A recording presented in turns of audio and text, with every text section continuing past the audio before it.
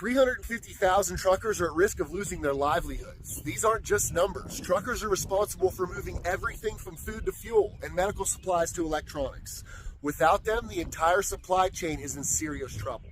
But that's not all. Rising tariffs on goods from overseas and slowing shipping are already putting a squeeze on the flow of products into the country.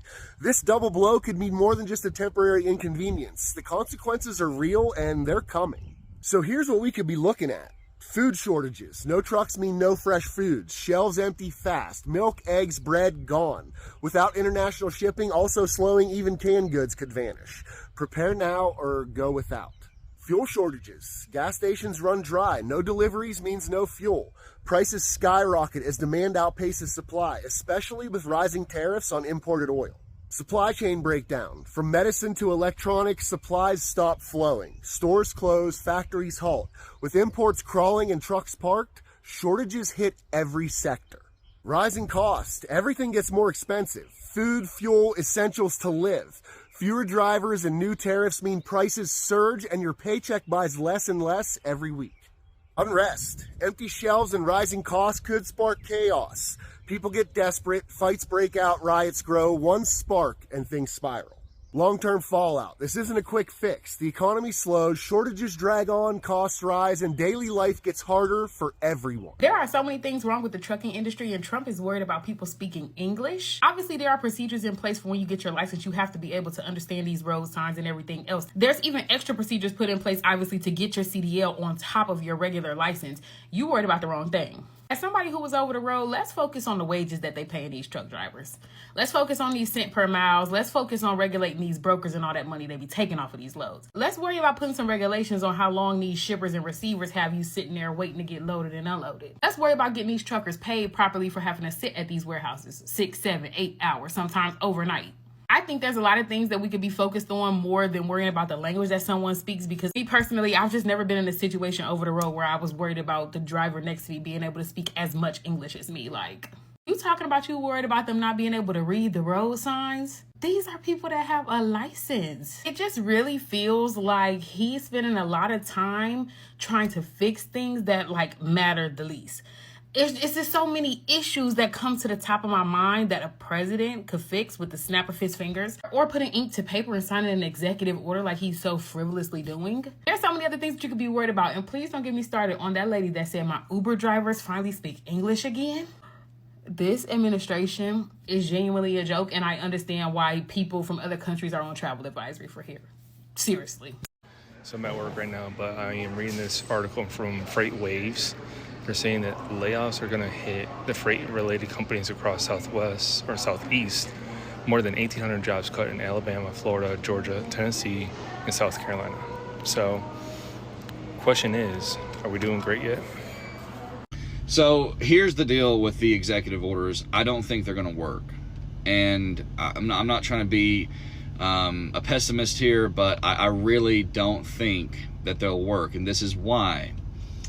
So we need to first look at, well, how in the world did we even get to the point of this executive order having to take place? Because here's the deal.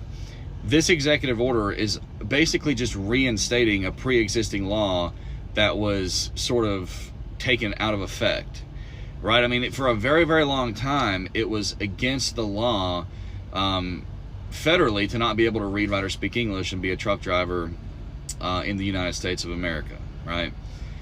And previous administrations began to backpedal on that. Why did they do that? Because these corporate oligarch elitists who basically collectively own the majority of wealth and power in this country, and the central bankers above them who work hand in hand with them, they want cheap third world labor in the trucking industry because it does two things that massively benefit them. Number one is it keeps American truck drivers, American workers, poor. Okay, this is a debt-based economy. That's very important to remember. In a debt-based economy, they need a handful of things to exist with us, the working class, in order for them to thrive and survive. They need us to be poor. They need us to stay in debt, and they cannot have us making enough money to start paying off debt. and start actually owning assets. And I don't mean going and signing for a loan and possessing an asset that the bank owns. I mean actually physically paying off an asset and owning it. They can't have that. And if this executive order that Donald Trump has put into place actually begins to come to fruition, like people are saying it will, where he's given the DOT and the FMCSA 60 days to purge the industry of these guys. If there were hypothetically a deportation that took place where all of these guys were gone through with a fine-tooth comb, selected and kicked out of the country, which could be done very easily, by the way, that's exactly what would happen. You see, we would start seeing the small companies begin to thrive again. We would see the owner-operators thriving again. We would see the employees of the small companies thriving again. And we would see the big guys going belly up.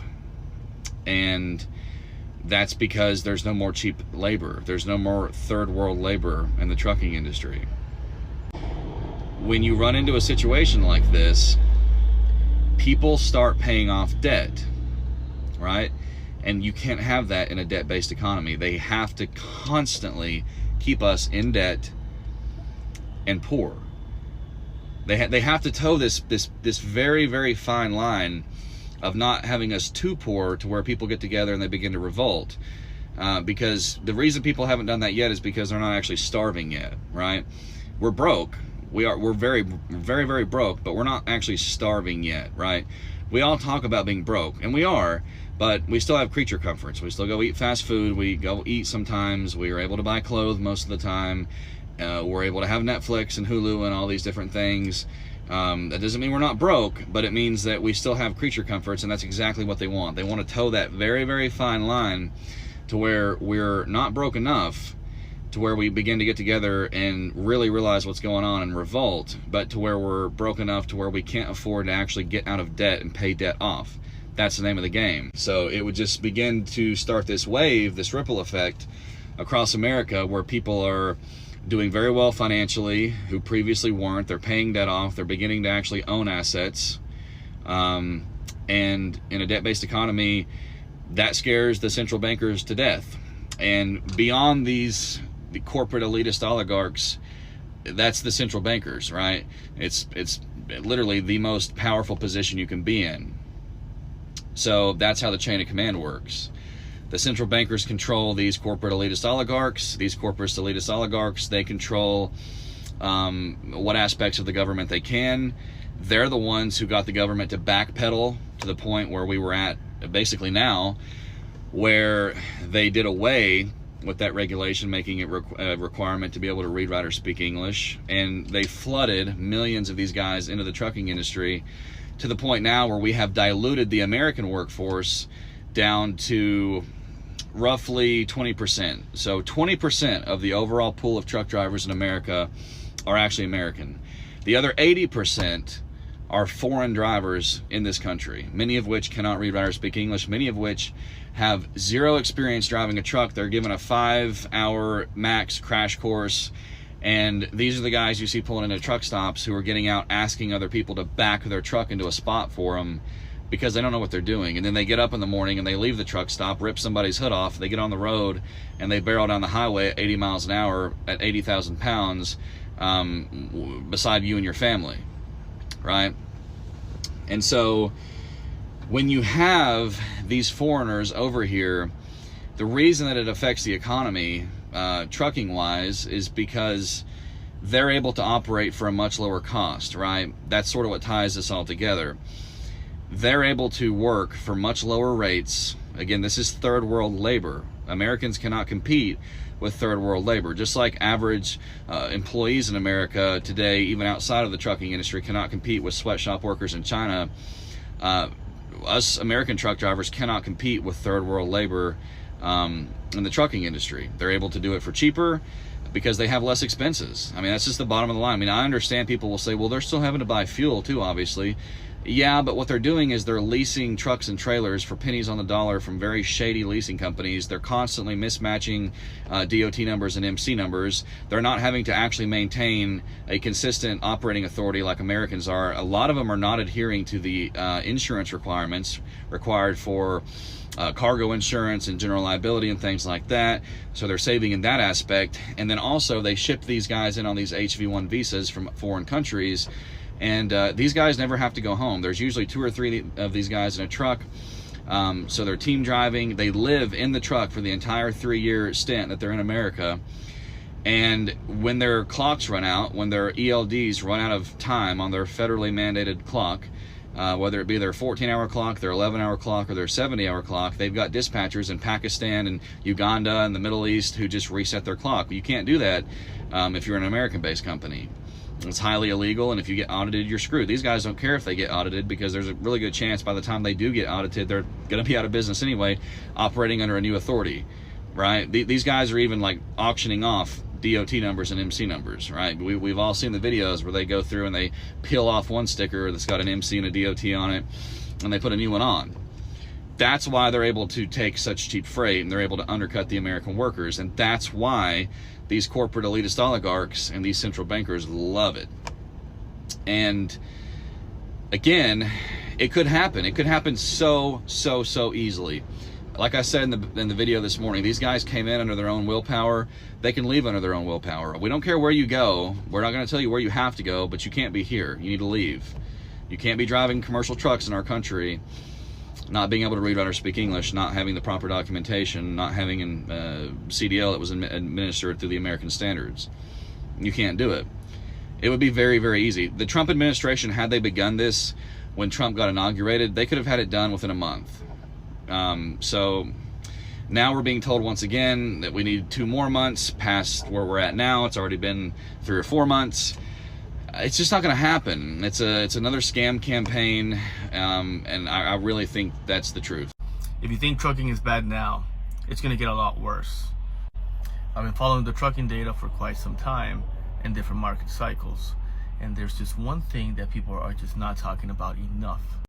And look, every market, has boom cycles and recessions and things like that, and recoveries, and trucking is going to have its recovery as well. But the thing that people are just not really talking about is capitulation. If you look at every market crash out there, it starts going on a downtrend, on a downtrend, on a downtrend. It has some recoveries here and there, some bear traps, and then all of a sudden you have capitulation, that big sudden downturn where you think the world is going to end and things are never going to be the same again. Then after that you have consolidation, where things kind of like cool down, and then you eventually recover. That is what I've been waiting to happen when it comes to truck driving. Even before Trump got elected, I understood this, and a lot of people would talk about, hey, trucking is getting a little bit better. The demand is balancing out versus the amount of trucks out there, and so many trucks have gone out of business. When I looked at the chart, I understood that there was a lot more pain to go. I think that we're getting near to that pain, and I think that the tariffs is going to be the catalyst that we need for us to see that capitulation in the market. Once we do see that sudden downturn, and in that intense fear that's going to be all over the country, only then, I believe, is going to be a good time for us to say, okay, this is the bottom over here. Things are eventually going to get better from this point, but it is going to get a lot worse than it is right now. And this means that if you have any payments, if you're barely making it now, you're not going to make it later on. If you have any overhead at all, you most likely won't make it. You see, because I understood this, I put myself in a position where no matter what happens in the market, there's no possibility of me failing.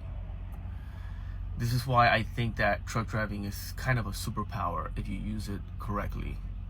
Now, I make more sacrifices than the other truck driver, and I'm willing to do things that other people are just simply not. And that's why I sold everything I had. I live in my truck, and no matter what is happening in the market, I'm gonna survive. Now, I don't expect everyone to do this in order to survive, but you do have to understand that if you do have a high truck payment, if you're not on the road as much as you can, if you're not saving everything that you can, if you're not going as hard as you can, you're probably not gonna make it. And that's just the truth. Unless you have very specialized freight, unless you have contracts with people or you are in a company that is most likely not going to go out of business. If you are an owner operator and you're just one more guy out there that's making his payments, you're most likely not going to make it. The fact of the matter is that after COVID, there were too many trucks out there on the road, and we are starting to see people get out of the business. And while, sure, I'm happy that people are getting out of the business, I'm not happy that people are losing their trucks and their investments. I would much rather see these mega carriers lay off people, and then it's still something that sucks, but I would much rather see that than somebody lose all of their life and their dreams and everything that they put into a business just for factors that are incredibly out of our control. But this is the reality, so get ready. I picked up a truck driver yesterday here in the Fort Lauderdale metro area from one of the truck stops where they park their trucks, and actually took him home. And so I always talk to all of my riders normally, and so I'm asking him about how's the trucking business, how is it looking, what's going on. And he said it's getting scary, that he was already having trouble booking rides that he normally would do to loads to take from the Miami, Fort Lauderdale area to other parts of the country. Two large ports here. The Port of Miami is super large. Port Everglades, which is Fort Lauderdale, is smaller on the cargo, but still it's a large port when it comes to cargo. And he's saying that he's having trouble picking up loads out of the ports to take to other parts of the country from here.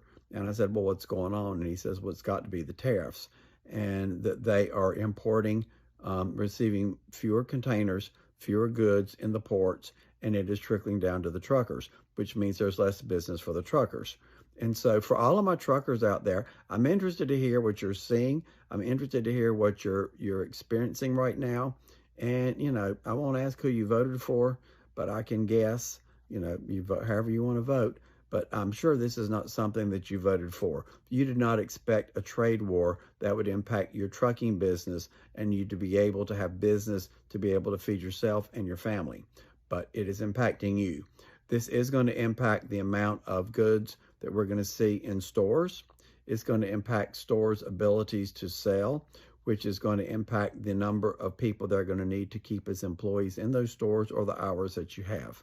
Expect further cuts as this continues to start trickling down through all of the economy in the United States, and it's going to slow things down.